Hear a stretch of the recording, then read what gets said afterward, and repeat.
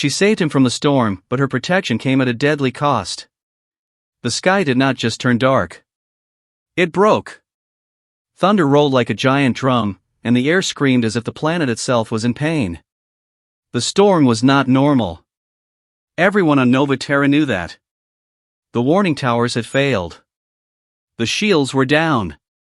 And anyone outside the city walls had only minutes left. Evan Cole was still out there. He ran across the metal plains, boots slipping on wet steel dust. The wind pushed him back like an angry hand. His breath burned in his chest. His radio was dead.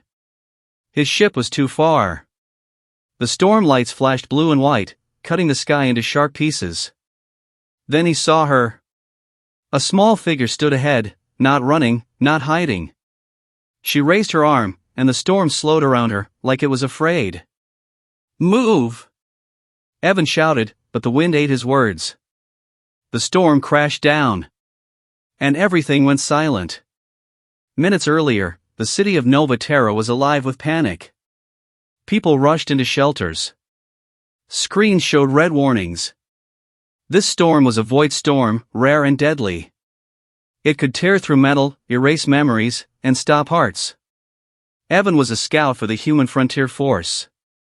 His job was simple: explore, report, survive.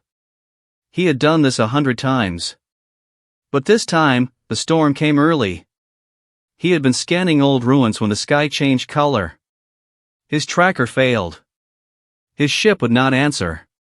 He knew the rules. Run or die.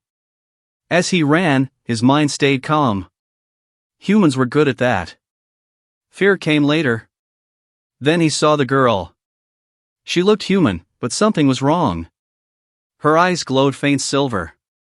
Her clothes did not move in the wind. The storm curved around her, like water around a stone. She stepped toward him. "Don't stop," she said calmly. Her voice cut through the storm like a blade. "I can hold it." "Not for long." Evan did not ask questions. He ran. The moment he passed her, the storm hit again, harder than before. He fell. Pain shot through his body. He rolled, tried to stand, failed. The girl screamed. Not in fear. In effort. The storm slowed. The wind bent away.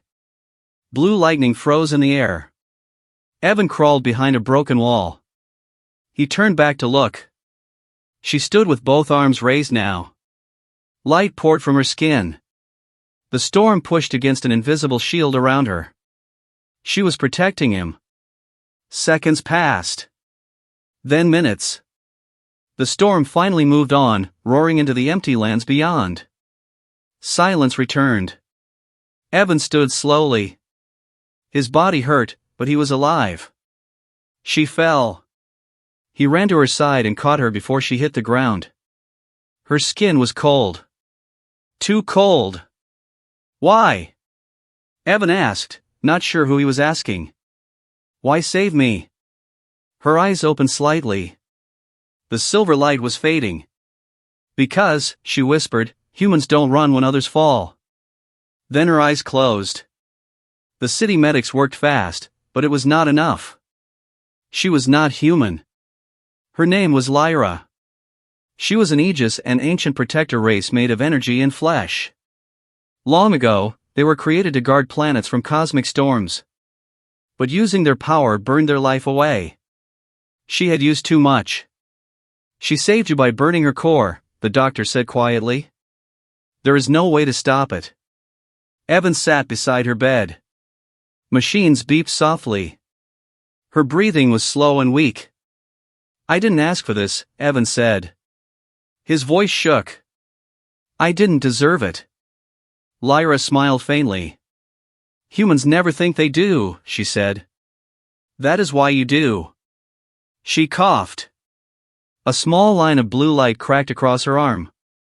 "The storm was coming for the city," she continued. "I changed its path. It will not return." Evan's eyes widened. "You saved everyone." "It cost everything," she replied. Silence filled the room. Evan stood up. There has to be a way. We have tech. We have doctors.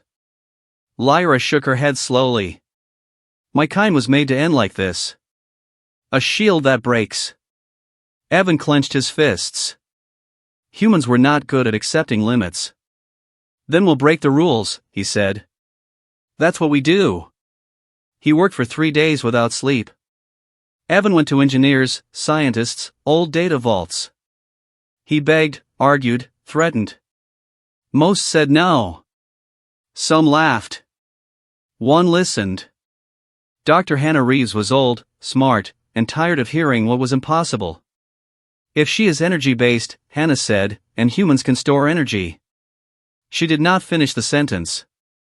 They built a chamber. It was risky. Untested. Dangerous. Lyra was fading fast. Evan stood by her side as they prepared the transfer. This might hurt, he said softly. Lyra looked at him. I am not afraid of pain, she replied. Only of being forgotten. You won't be, Evan said. I promise. The machines powered on. Light filled the room.